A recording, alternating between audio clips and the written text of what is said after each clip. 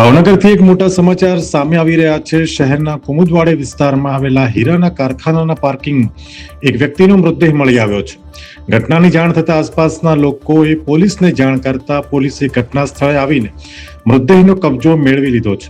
પ્રાથમિક માહિતી અનુસાર આ વ્યક્તિ બીમાર હોઈ શકે તેવું અનુમાન લગાવવામાં આવી રહ્યું છે। આ વ્યક્તિ કોણ છે અને ક્યાંના છે તેની તપાસ પોલીસે શરૂ કરી છે। ઘટનાના પગલે આસપાસથી લોકો પણ મોટી સંખ્યામાં ભેગા થઈ ગયા હતા। અહેવાલ ફિરોઝ મલિક, ભાવનગર।